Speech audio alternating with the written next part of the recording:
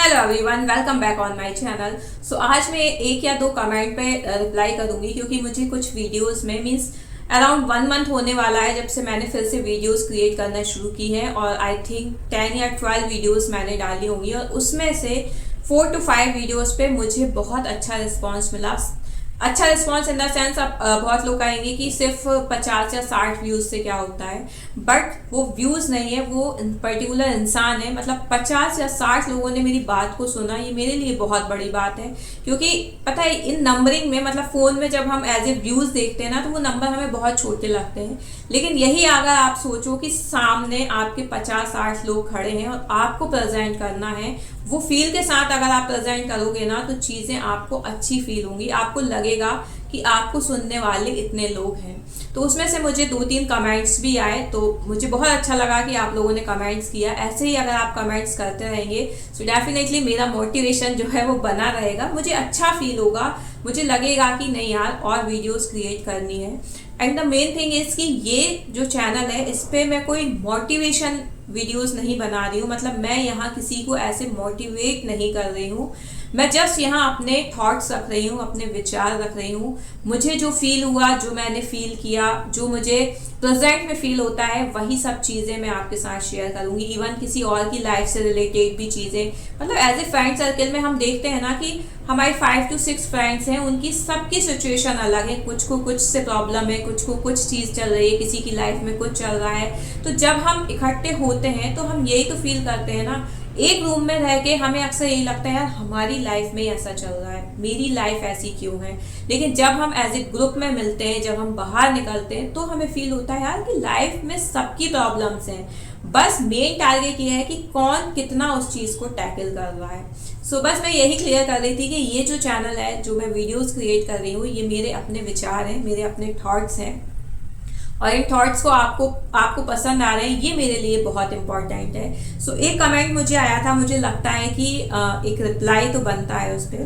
तो एक कमेंट आया था कि मैम मेरी शादी होने वाली है और मुझे अब स्टार्टिंग फेज में ससुराल में रहना होगा। मतलब मुझे लगता है कि आज के टाइम में ना ये शायद बहुत बड़ा एक एजेंडा टाइप हो गया है ना, क्योंकि दिमाग से सबको यह है कि शादी होती है, हस्बैंड ऑलमोस्ट बाहर जॉब कर रहे, वर्किंग रहते हैं, तो हमें वहीं जाना होता है। तो कुछ टाइम के लिए भी सेटलमेंट होना बहुत इम्पॉसिबल सा लगता है। मतलब आजकल की लड़कियों को लगता है कि यार कैसे पॉसिबल होगा, मतलब कैसे जाके रहेंगे। यहाँ मैं बात उन लड़कियों की कर रही हूँ जो कि अरेंज मैरिज होती हैं, जो एकदम से चीज़ें बिल्कुल न्यू होती हैं उनके लिए। मैं उन लोगों की बिल्कुल बात नहीं कर रही हूँ जो ऑलरेडी नॉन होते हैं या रिलेशन में शादियाँ हो रही होती हैं या पहले से जानते हैं एक दूसरे को।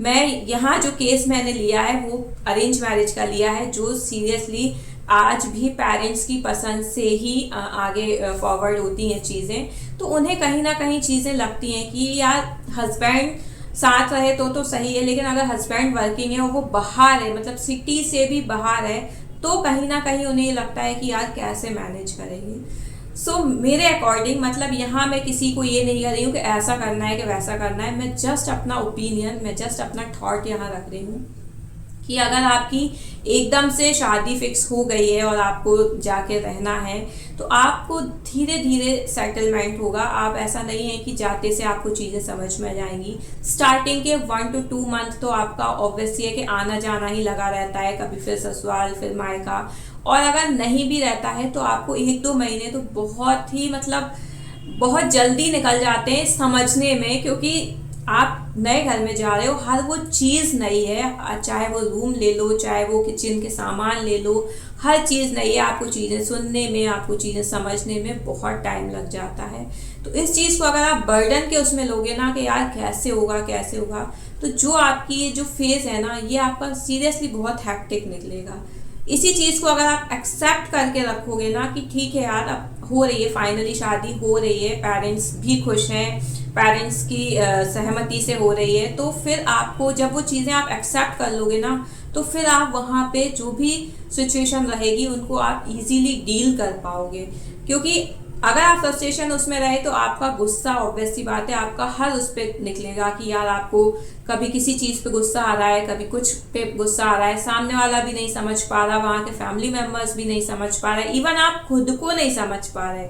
एक जगह आपको ये लग रहा होगा कि यार शादी हो गई है, एक एक्साइटमेंट अलग रहता है, लेकिन फिर अगर आपका यही फेस रहा, आपने अगर चीजें एक्सेप्ट नहीं की तो फिर आपका जस्ट अपोजिट हो गया। फिर आप यही फील करोगे कि यार मुझे तो खुशी थी, मुझे तो हर चीज अच्छी लग रही थी, फिर अब ऐसा क्यों हो रहा है। तो सबसे बड़ा यहाँ जो पॉइंट है ना वो है एक्सेप्टेबल। आप चीजों को एक्सेप्ट करो कि आपको कितना टाइम वहां रहना है। आप ये अपना माइंड सेट करके जाओ कि यार आपको वहां इतने टाइम रहना है, आपको अपना एक रूटीन बनाना है, आपको जैसा भी वर्क बताया जा रहा है उसमें थोड़ा अपडेट करके, ऐसा भी नहीं है, ऐसा नहीं हो सकता you are not a robot की जो सामने वाला बताता जाएगा आप वैसा वैसा करते जाओगे। उसमें आप थोड़ा बहुत मॉडिफाई करके अपने अकॉर्डिंग भी चीज़ें कर सकते हो। लेकिन जब ये आपका माइंड सेट रहेगा ना कि नहीं यार मुझे इतने मंथ्स रहने हैं, तो वो चीज़ें जो एक हैक्टिक उसमें निकल रही थी ना वो थोड़े सिंपल वे में निकलेंगी और आप भी अपने आप में थोड़ा अच्छा फील कर पाओगे कि आपको भी ये लगेगा कि नहीं यार मैं कर पा रही हूँ। कहाँ मैं इतनी डिप्रेस हो रही थी कि कैसे क्या करूँगी, बट ठीक है मैं थोड़ा थोड़ा कर पा रही हूँ। तो इस चीज़ को आप लेके चलोगे तो आपकी लाइफ भी हैप्पी रहेगी और आप अपने हस्बैंड को, अपनी फैमिली को भी कहीं ना कहीं हैप्पी रख पाओगे। So I hope you like my video. If you like please share and subscribe the channel for more. Thank you.